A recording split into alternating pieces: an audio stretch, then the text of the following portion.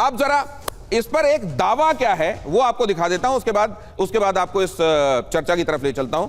तस्वीर पर आगे बढ़ने से पहले एक वायरल दावा आपको दिखाता हूं। इस तस्वीर में क्या दिखाई दे रहा है, देखिए जरा।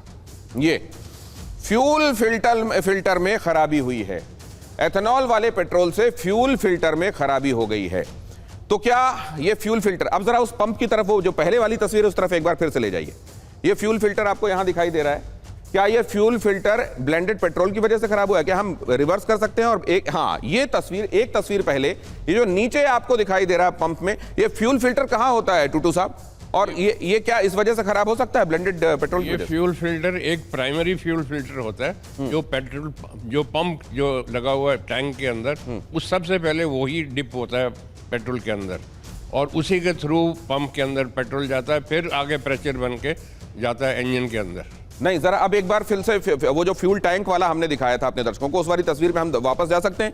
यहाँ ये फिल्टर खराब हो गया, ये बताया गया है। और अभी टूटू साहब ने क्या बताया, जरा वो तस्वीर लाइए। हाँ, यहाँ देखिए जरा, ये है क्या सर वो फिल्टर? ये फिल्टर है, ये है फिल्टर जी। ये वो फिल्टर है जो इंजन में आगे तेल भेजने से पहले उसमें किसी तरह की इंप्योरिटी है तो वो जाए नहीं, इसलिए फिल्टर करता है। ये सिंथेटिक फिल्टर होता है, और ये सिंथेटिक फिल्टर है जी। तो ये क्या सर ब्लेंडेड पेट्रोल की वजह से खराब हो सकता है? माइक्रो फिल्टर होता है ये, इसके अंदर इंप्योरिटीज कोई पेट्रोल। थोड़ा करीब आइए ना सर, इधर आइए आप। ये खराब हो सकता है क्या सर? ये खराब तब होगा जब पेट्रोल के अंदर कोई इंप्योरिटीज होंगी, तब ये ब्लॉक हो सकता है। और वैसे ये इसके ऊपर कोई असर नहीं होता किसी चीज़ का, क्योंकि this is made of synthetic material, जो पेट्रोल के साथ खराब नहीं होगा, थिनर के साथ नहीं होगा, इंडस्ट्रियल सॉल्वेंट्स के साथ ये खराब नहीं होगा। मतलब अल्कोहल की वजह से खराब नहीं होगा? बिल्कुल नहीं खराब होगा। यहाँ ये जरूर सकता है ब्लॉक हो सकता है, बाकी ये मेल्ट नहीं करेगा। ये वो चीज़ है ये। तो ये अगर कई बार देखिए ऐसा भी होता है कि जानकारी अगर आपको है तो ऐसा कोई टेक्निकल आदमी हो, गैराज वर्कशॉप वाला, तो ऐसा नहीं कि कोई भी जानकारी आपको दे और आपको सब्सक्राइब करनी पड़े क्योंकि आप उसके बारे में जानते नहीं। टूटू साहब ने आपको ये बता दिया है कि ये खराब नहीं हो सकता, ब्लॉक हो सकता है इसके पोर्स ब्लॉक हो जाएं अगर इंप्योरिटीज हैं तो, लेकिन ये मेल्ट हो जाएगा ये वाली संभावना बिल्कुल नहीं है। ये है पेट्रोल या कह लीजिए ईंधन फिल्टर की हकीकत जो फ्यूल टैंक में होता है। अब जरा ये भी देखिए कि दावा क्या है। दावा है कि E20 पेट्रोल की वजह से फ्यूल इंजेक्टर्स खराब हो रहे हैं। अब ये फिल्टर वाली बात तो आपने देख ली, फ्यूल फिल्टर खराब हो रहा है कि नहीं हो रहा है। अब ये आ गया इंजेक्टर। अब इंजेक्टर का गणित एक बार फिर से टूटू साहब हमको समझाएंगे, एक इसको आके जरा बताएंगे। ये इंजेक्टर्स हैं क्या टूटू साहब? ये पूरा इंजेक्टर है। हाँ। और ये नोजल है इसकी, और ये जो इलेक्ट्रॉनिक पार्ट है फ्यूल इसका इंजेक्टर का, ये दो नेगेटिव पॉजिटिव करंट जाते हैं which is controlled by the ECM। हाँ। और जब जरूरत होती है पिस्टन ऊपर आता है और वैक्यूम बनता है, तो इससे सप्लाई होती है fuel into the intake of the engine.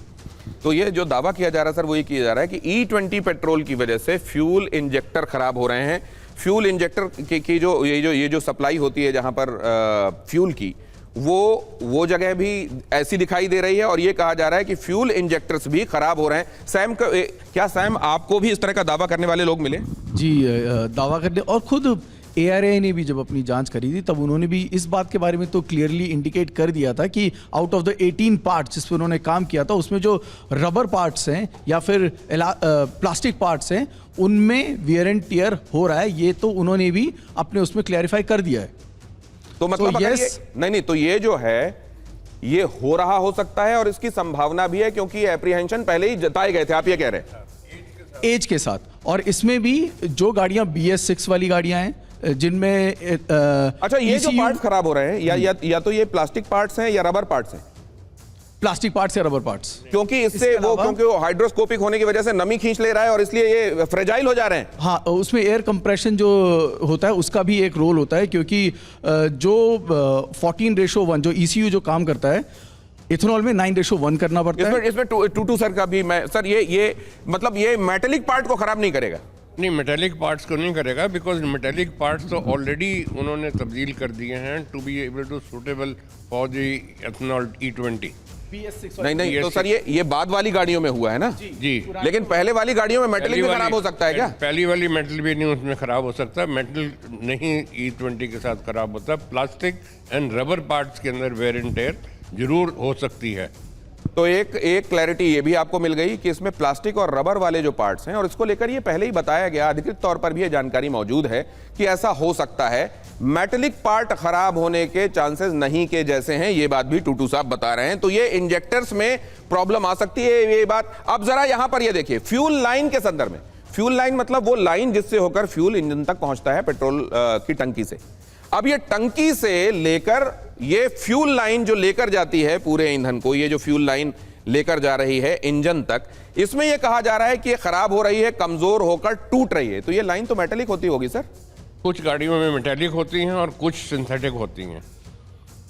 तो E20 पेट्रोल की वजह से ये हो सकता है सर, इसकी संभावना है जो फ्यूल लाइन खराब होने की? जो मेटेलिक हैं वो नहीं खराब थोड़ा माइक ऊपर कीजिएगा प्लीज। जो मेटेलिक हैं वो नहीं खराब होंगे, बट सिंथेटिक में हो सकता है, if it is not compatible तो वो they can become dry and they become जो टूटने वाली हो सकती हैं वो।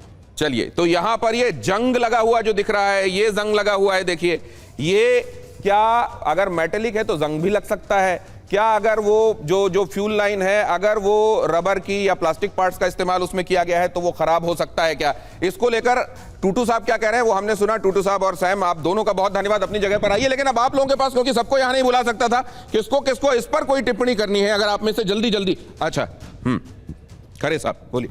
एक्चुअली क्या है, जो आपने टैंक दिखाया है उस टैंक में लगभग 40% पानी दिखाया है, जबकि एक्चुअल में एथनॉल में अगर थोड़ा सा पानी मिक्स करते हैं तो वो भी 20-21 ही जाएगा, 40% नहीं जाएगा। यानी कभी भी पंप को पानी खींचने के हालात जल्दी नहीं बनेंगे, वो तभी बनेंगे जब उस टैंक में लगातार कई बार फ्यूल भरा जा रहा हो, तब ये नौबत आएगी। दूसरा, जिस लाइनिंग की आप बात कर रहे हैं वो लाइनिंग पहले पीवीसी से बनती थी, जो कि ARI की रिपोर्ट में मेंशन है कि वो खराब हो जाते हैं। हालांकि अब E20 आने के बाद अब जो BS6 आ गए, इसमें नायलॉन 11, नायलॉन 12 मटेरियल का इस्तेमाल होता है, जो जल्दी खराब नहीं होता। तो आप ये कह रहे हैं पुरानी वाली फ्यूल लाइन खराब हो सकती है, ये वाली नहीं होगी? बिल्कुल हो सकती है।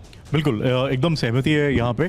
और जैसे खरे साहब ने बोला कि हम लोग एक चीज़ बहुत डिस्काउंट करते हैं उस ग्राफिक में कि अब पेट्रोल और E20 ब्लेंड हम लोग दिखा रहे हैं। तो आपका जो ग्राफिक था वो पेट्रोल ऊपर था और पूरा पानी नीचे था, होना अलग चाहिए था। 80% प्योर पेट्रोल और फिर एथेनॉल का जो लेयर है वो ये इसकी ग्रेविटी अलग अलग होती है, इस वजह से ऐसा कह रहे हैं आप, लेयरिंग अलग होगी, वो ऊपर होगा, आप ये कह रहे हैं?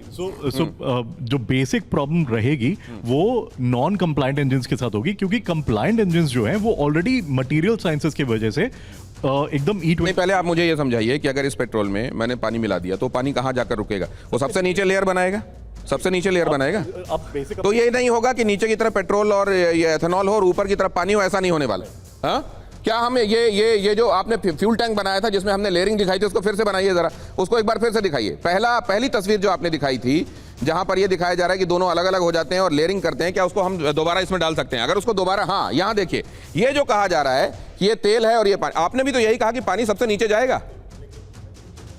हाँ, जो आपका ग्राफिक आप ये पकड़िए जरा, हाँ बताइए। मैं जो आपका ग्राफिक है वो ऑलमोस्ट 50% दिखा रहा है पानी। हाँ, आप ये क्या, नहीं हम ये सांकेतिक बना रहे हैं। हाँ, तो ये हम एग्जैक्ट वैसा नहीं दिखा रहे। और ये तो इसके हिसाब से जो पंप जब पंप काम करेगा तो वो थोड़ा सा तेल तो खींच ही रहा है ना, क्योंकि तेल तो ही आपका 90% तो तेल ही आपका।